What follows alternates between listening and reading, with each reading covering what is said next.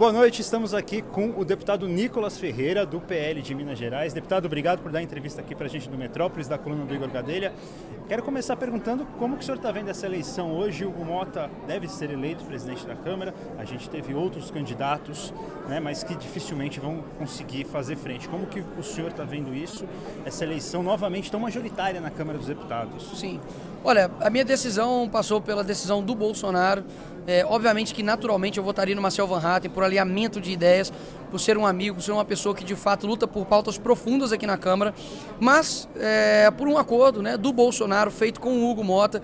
Confesso que eu não sei a totalidade desse acordo, mas espero que a anistia esteja entre esse acordo. Optei por seguir a orientação do presidente Bolsonaro. Que inclusive também, anos anteriores, também já foi sozinho, né, candidato à presidência da Câmara, fez um discurso que eu também concordo de essência, mas que nesse momento, né, teve uma mudança de posicionamento e vou confiar. Eu sempre falo que quem confia nunca erra, quem erra é quem quebra a confiança. Então eu espero de verdade que, independente de quem vença aqui as eleições hoje, que faça uma presidência voltada para o Brasil. Deputado, qual a sua expectativa em relação a essa nova gestão do deputado Hugo Mota e também quais pautas o senhor acha que devem ser prioritárias para ele? Para ele não, para a Câmara, na verdade, para os deputados. Excelente. Eu acho que eu vou refazer, não é nem para os deputados, eu acho que é para o Brasil, a gente está aqui como representantes.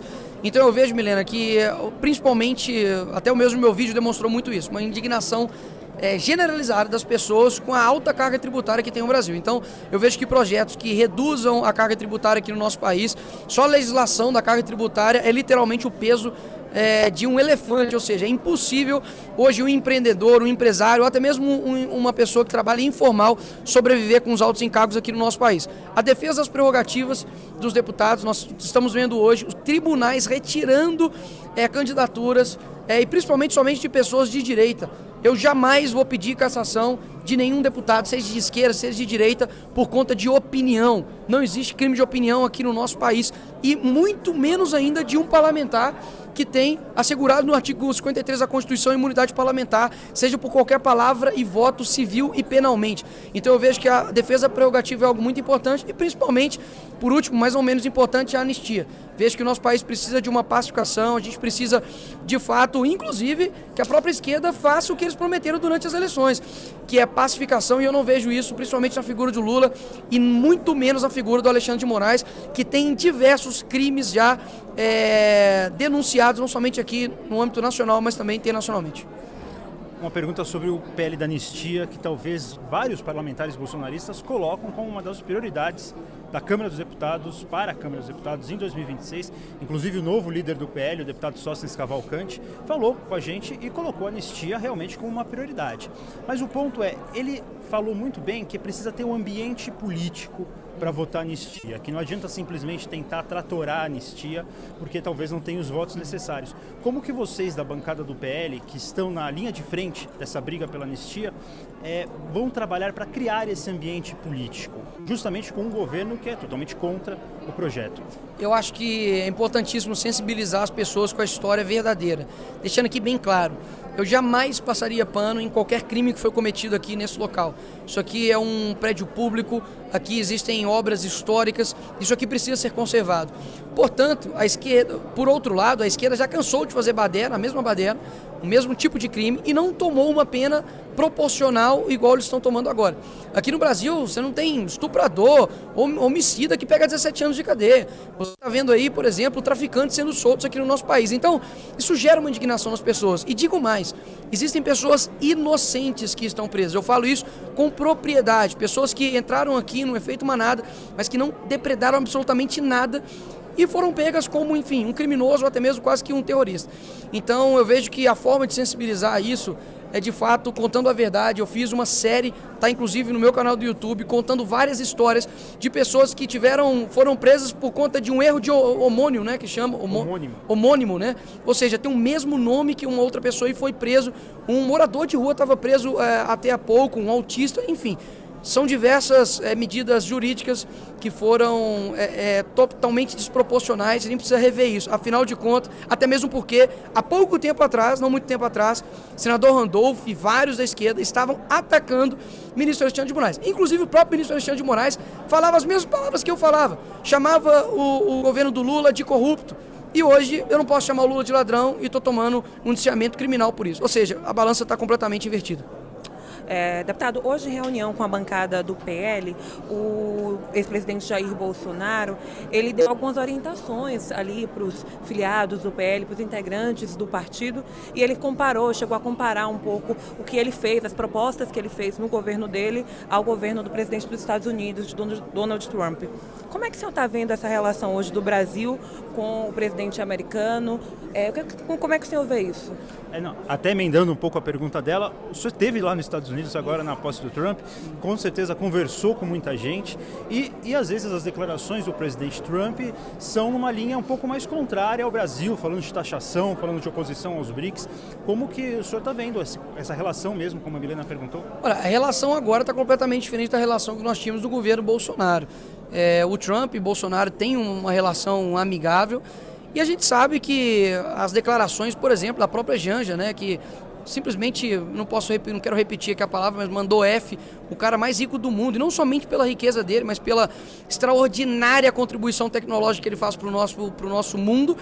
E até pouco tempo antes do Trump ganhar as eleições, o Lula colocou ele como um nazista e agora falou que não quer briga com ninguém. Ou seja, esse tipo de relação vai desgastando, obviamente, uma relação comercial, uma relação diplomática, juntamente com os Estados Unidos. Eu acho que a gente precisa retomar essa relação.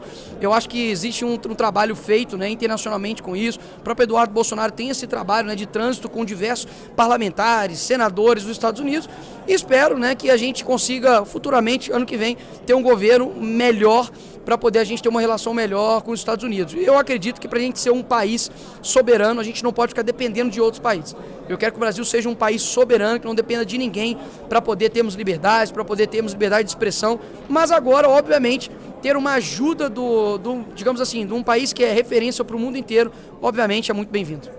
O senhor falou sobre o ano que vem, sobre a eleição. Qual é a expectativa de vocês para 2026 em relação à presidência da República? Porque a gente já está vendo que a disputa já começou e que vai ser acirrado o negócio. Olha, a desaprovação do Lula está com uma marca histórica de desaprovação, principalmente após, né, do dia 15 de janeiro, o dia da volta aí do PIX, que o pessoal falou.